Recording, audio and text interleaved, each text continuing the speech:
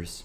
I have a lot of friends, people of color, and they go online and they talk about issues that we have to deal with, and social justice is now a thing, and it's really popular now, but we often get pushback from our white friends that we love, white friends that we care about, right? But they push back on us because they feel like they're being personally attacked, that now they're encountering reverse racism, and now they're the victims. Now they're the ultimate victims today, or the victims that cannot defend themselves because PC culture is out of control, blah, blah, blah, blah, blah. So it just made me wonder, like, what is it? Why do white people have such a hard time saying the phrase white people? So a lot of my friends of color, they are really genuinely confused and frustrated, and my white friends also frustrated. I mean, we all love each other, but the frustration just keeps growing and growing because there's something's off, something's missing. So as a person of color, when you're a child, right, we're basically traumatized into realizing we're minorities around the age of 7, and then 12 is like another level of that trauma. This is actually a universal experience for many minorities. Okay, it hits around 7 and 12. It's just near puberty and near like adult or personhood, right? That's when we realize, oh shit, we're minorities. The world keeps reminding us, and it's very traumatic, and we've had to adjust and deal with this and deal with the microaggressions all the time, right? So why do white people have such a hard time getting this?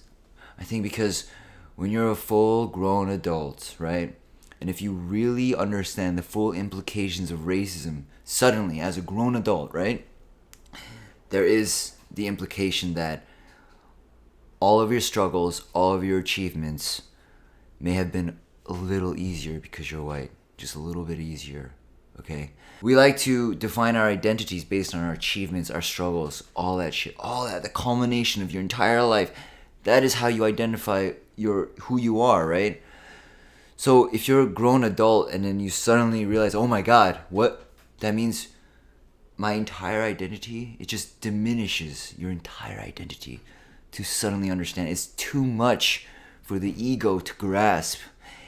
The ego cannot it's like people in cults. They have a hard time getting out because to suddenly realize, oh shit, I've been wrong this whole time, means a million times you were wrong. Not just once, but a million times. So it means a million times your achievements are less, And that's why it's so hard to grasp. The ego can't contain this. It's like your brain will explode if you can't grapple with this.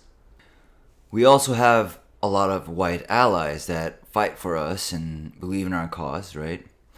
But there's one thing to understand oppression intellectually, but there's a whole nother thing to understand it emotionally. So for instance, I understood sexual harassment intellectually. I didn't understand it emotionally until it actually happened to me, okay? So let me give you an example. I was on a boat, and I was out in the sea where it's, there are no laws, right? And it was a bunch of Burning Man people, right? Okay, I was with a bunch of Burning Man people, and there was this middle-aged gay dude. He was there, right? And he said, "Oh, you're very beautiful." I was like, "Okay, that's fine. I don't care. Okay, cool." But then he kept just like eyeing me constantly. He kept saying things about China and Asia, and then he took off his shirt, and he's just getting closer and closer to me, and he kept trying to make jokes and look at me, see my reaction, see if I would laugh. And I was just getting so annoyed. I just wanted to yell, it's like, leave me alone. I just wanted to say, right? But then I was like, whoa, if I did that, that's an overreaction, right?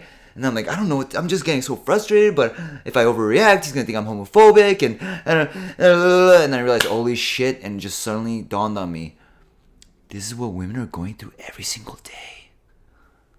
And it just blew my mind, because I understood it intellectually, but until I understood it emotionally, I didn't quite understand how many levels there are, how schizophrenic it is to be sexually harassed. I didn't get that, like how to do something is overreact, but then you have to be like cold so that people stop doing it, but then they think you're a jerk, but you're not a jerk, you're just protecting yourself, and it's just crazy. That's kind of what racism is, okay? It's just really complicated. It's it's not as simple as discrimination against your race. It's these crazy microaggressions, and it is so hard to deal with. And there was even a study, right, where they took rats, okay, and they gave the rats of all the same intelligence, and they gave half the rats to one group of researchers, and they said these rats are fucking stupid, okay. And they gave the other group of rats, same intelligence of rats, they gave it to another group, and they said these are really smart rats, okay. Then they put the rats through these series of intelligence tests, and it turns out the scientists that think they have the dumb rats, the rats came out, all the test results said they were stupid. People with the smart rats, test results said they were smart rats, okay? Same rats. So what happened? So is it that the human beings, they will, their intention that, no, it was the microaggressions that they discovered. Like, because when you think the rat's stupid, you just kind of like pick it up, throw it, you know? You just don't give a shit about the rat. And then it gets bad results or whatever. When you think the rat's smart, you treat it very carefully, nicely, and gentle, and then the rats perform much better in tests. These are the microaggressions we all deal with as minorities, okay? Try to understand. This is not just an intellectual concept. It's something we deal with emotionally, and it drives us nuts, and it's very difficult, and it's been very traumatic. White people are not going through this, okay? You are not. I get it. You feel attacked. You're on the defense. You feel that way, but you guys hardly know how crazy it is for us. You've only tasted a fraction of what we deal with all the time. Just like I didn't understand what women were dealing with all the time until I got that experience. So, I also think people of color need to realize where white people are coming from. Because if we just think they're jerks and they're assholes and they're just not, being intelligent enough to realize it, it's not that simple. It's that they don't get it emotionally, okay? So we need to realize that white people don't get this emotionally, and from there, create the dialogue. From there, use examples so that white people can understand, because that's why we use examples, so we can understand things emotionally, because you can talk about things directly, but it's too intellectual, it's too direct. It's not clear enough for you to really get the nuance of what the problem is. They just don't know it emotionally.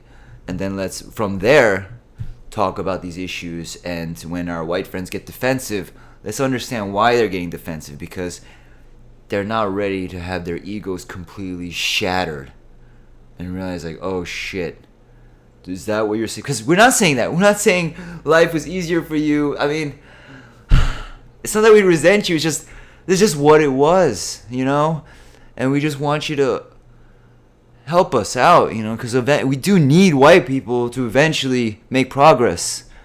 So let's try to understand the people that are not involved, and help them understand that it's not even them, and we're not attacking them. That's bigger than all of us. Again, I say this a lot, but it's how it is. And the truth is, it's like, that's why white people have such a hard time saying white people. They don't like to think of themselves as a people. They like to think they're neutral, and that you're being so black, you're being so Latino, you're being so Asian, whatever, right? And white is neutral. They don't know that they are a people. So like, New York City is 44% white. You can look this up, okay? Please Google it, right? Okay. New York is 44% white. So if I see a room and it's 90% white, I'm going to think this room is filled with white people, right? But white people say, hey, that's racist. I see minorities there, right? But if that room is 90% black, that room is 90% Asian or Latino or whatever, I guarantee you're going to be thinking about that. I guarantee you're going to think, hey, why is this room 90% black? Why is this room 90% Asian, etc., etc.? When it's 90% white, it's racist to think about it like that? No, it's not. It doesn't fit with the numbers, okay? So in New York City, white people are actually the minority. So, understand that, and know that we use the phrase white people because there is a white culture, You're not the neutral culture. You are also a culture, and that's cool. And I love different cultures, and that's fine. It's all good. We don't hate you, actually. We just want you to recognize what the hell we're going through. And that's all it is. So,